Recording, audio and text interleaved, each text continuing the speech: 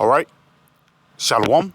First and foremost, I want to give all praise, honor, and glory to Yahweh, Bahashim, Yahweh Shai, Bahashim, Rakak Wadash. I want to give double honors to my apostles and elders, great millstone, who teach very well where I learned this truth from. And salutation out there to the hopeful elect who continue to push this word in our true faith and sincerity. And also shalom to the men, women, and children who sincerely believe upon the words of Yahweh Hashem Yahushua. And today, man, just basically getting on us getting the victory, man, over Esau, over this wicked nation. Because again, carnally in the flesh, this guy, he can overtake us.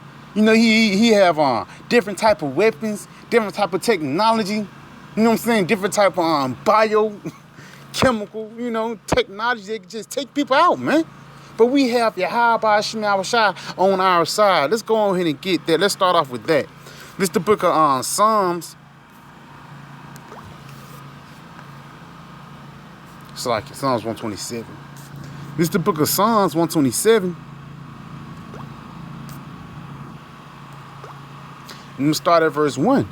It says, except the Lord build the house, they labor in vain that build it. And the Lord did not build the house of Edom, man. The Lord did not build this wicked nation. The Lord, he's actually going to get ready to bring down this place, man. But guess what he's rebuilding? He's rebuilding the house of David, man. The Bayat Dawadah. Read this again. Except the Lord built the house, they labor in vain that build it, except the Lord keep the city, and the Lord, he's going to keep the elect of the nation of Israel, man. It says the watchman waketh but in vain. And again, right now, the Lord, he's going to show that everything that these devils do is basically in vain, man. The Lord is finna get ready to show if you're not on his side, then everything that if you're not putting your stock into Yahweh Hashem Yahushua, if you're not putting your trust upon the powers of heavens and earth, then everything else is vain, man. Even King David said the man in his best estate is vanity, man. So real quick, let's jump back 3 chapters. Psalms 124. This is the book of Psalms 124, and I'm going to start at verse 1. If it had not been the Lord who was on our side, now Israel may say. If it had not been the Lord who was on our side when men rose up against us. And that's what the nation of Edom is finna get ready to do, bro. They finna get ready to raise up against the remnant of the nation of Israel, man. But like it says, if it had not been the Lord who was on our side when men rose up against us, if it wasn't for Yahweh Hashem Yahushua, we would have been consumed, bro. By Phagos, by your diet, by the things that you watch every day, by the decisions, even the simple car accident, the Lord could have took you out, man.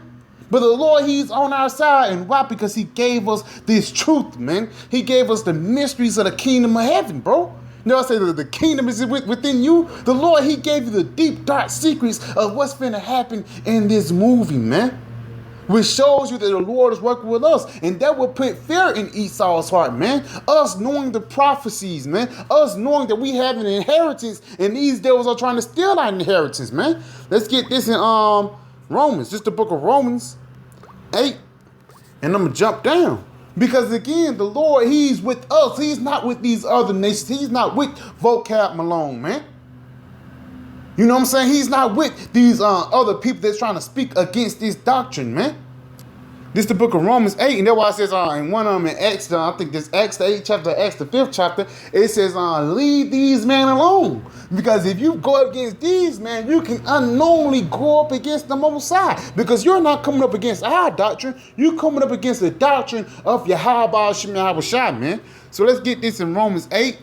And I'm going to jump down to verse 31. It says, what shall we then say to these things? If the Most High be for us, who can be against us? So if Yahweh Hashem Yahushua be on your side, then who can basically, if Yahweh Hashem Yahushua be on your side, who can basically beat you, Because the Lord, he's going to give us help in the time of trouble, man. The Lord, he's going to help us from these vain men that's trying to push forth these vain decisions, man.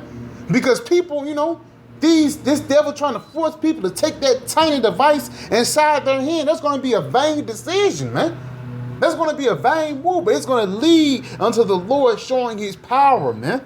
Because once these devils start doing it and start overstepping their boundaries, the Lord, he's going to put them in fear, man.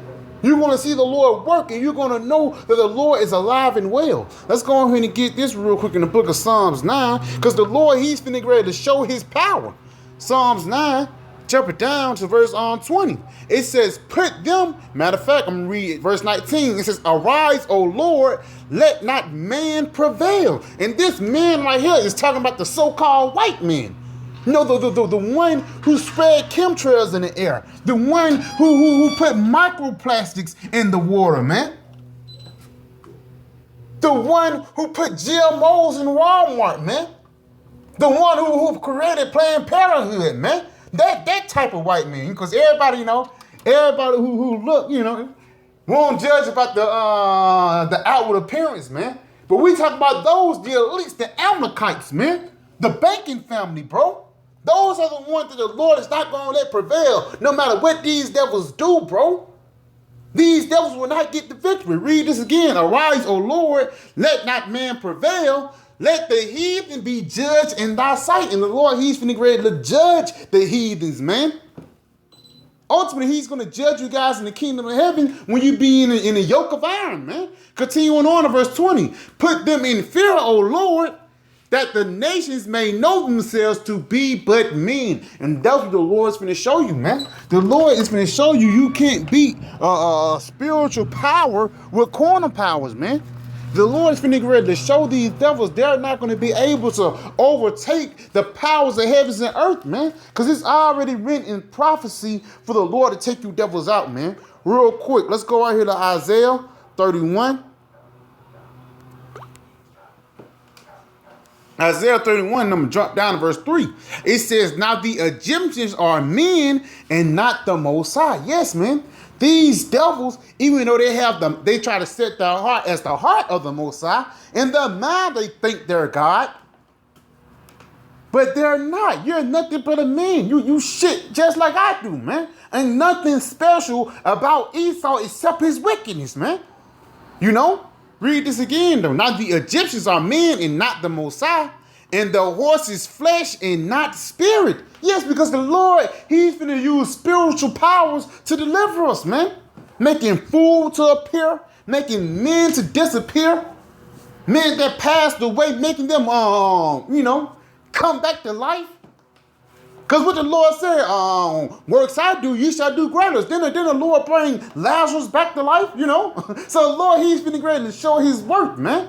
And then he's finna do it to glorify his power. Not the power of Edom, not the power of science. No, the power of Yahweh by Hashem Yahweh Shai, man.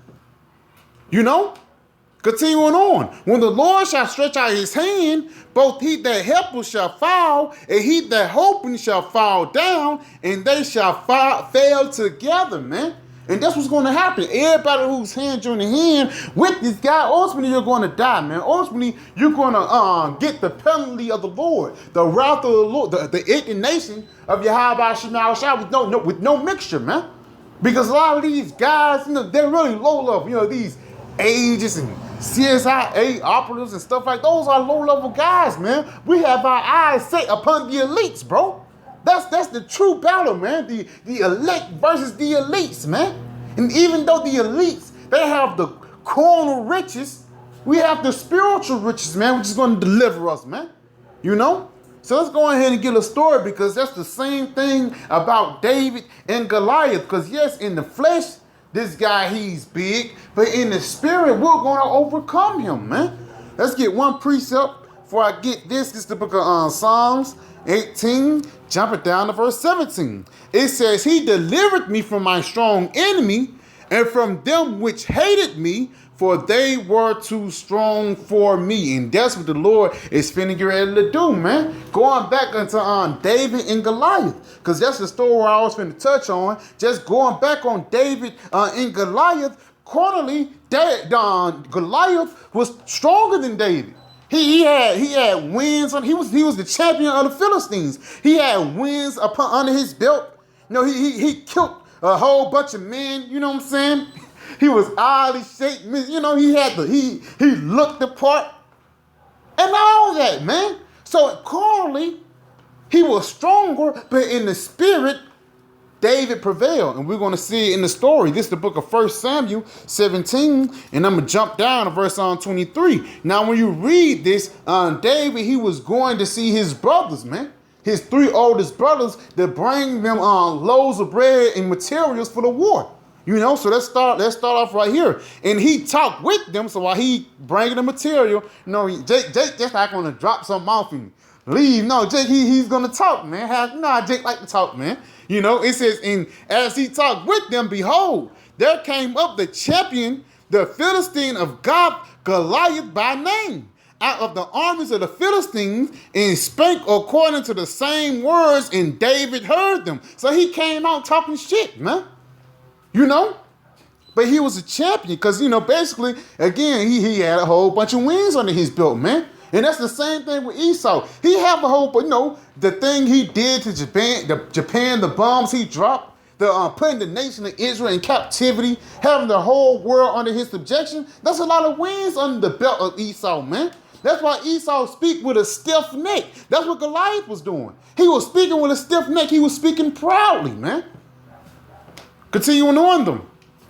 It says, and all the men of Israel, when they saw the man, fled from him and were sore afraid. So guess what? They was afraid of his carnal appearance. They was afraid of the flesh. That's why it says, and when the men of Israel saw the man, they didn't try to fight him or nothing. You know, they're like, oh, just the appearance. Saw the man, fled from him, and were so afraid, they was carnally afraid. And the man of Israel said, have you seen the man that has come up? Like, you seen that, nigga? Surely to defy Israel is he come up. And it shall be that the man who killeth him, the king will enrich him with great riches, and will give him his daughter, and make his father's house free in Israel. So basically, if you defeat this man, you win. You know, it's a reward. Continuing on. And David spake to the men that stood by him, saying, what shall be done to the man that killeth this Philistine, and taketh away the reproach from Israel? For who is this uncircumcised Philistine that he should defy the armies of the living power, man? Because that's who decide that wins the war, man. Your carnal things, which says the host is not one. Matter of fact, let's read that real quick.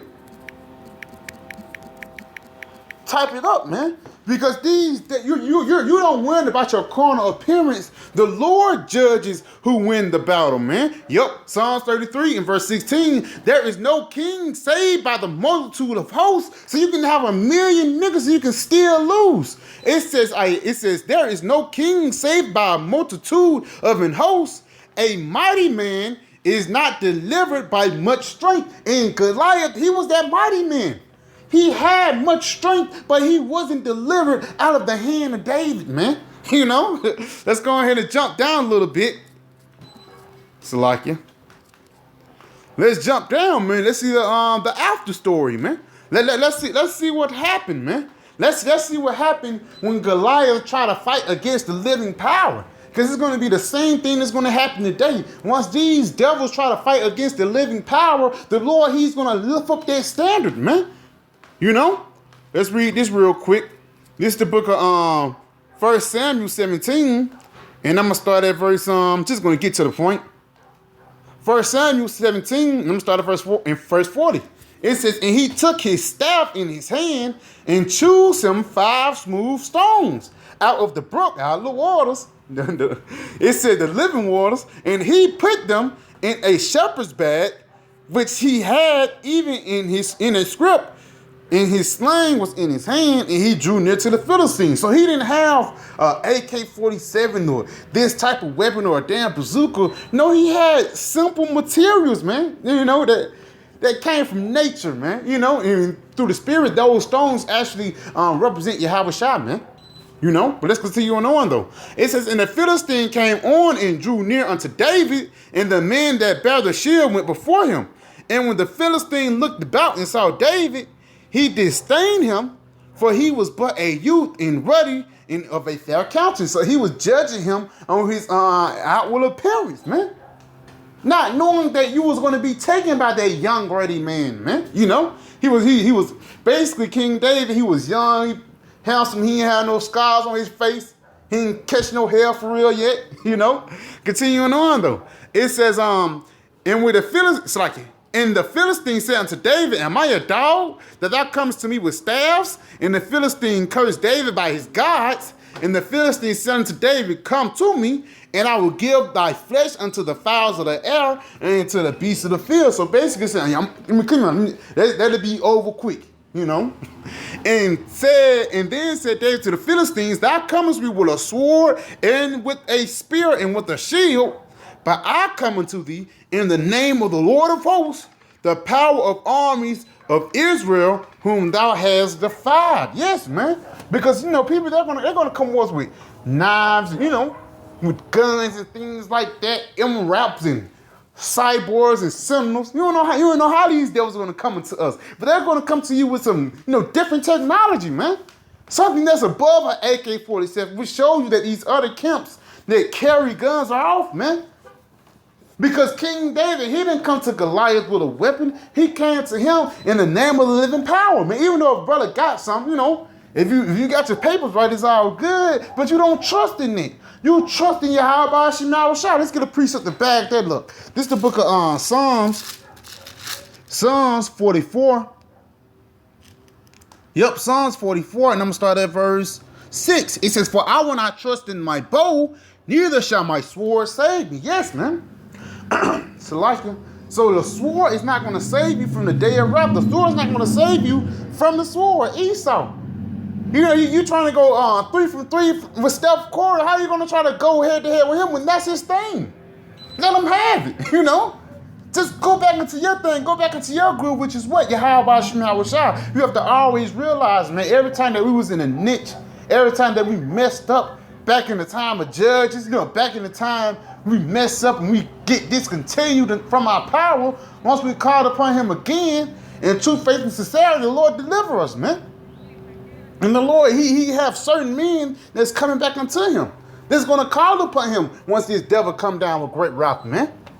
Something that these devils never seen before, and that's what is going to happen. You know, these devils, they preparing for this, they preparing for that, but the Lord, he's going to show them that something that they never seen before, man. That's why I say it's going to be a time like no other. Yes, it's going to be different players going on, but it's going to be miracles to balance it out, man. So yeah, I want to say, Call Allah Yahweh, Pa Hashem, Yahweh Shai, Pa Hashem Rakakudash, Shalom, TTA, and the Baba.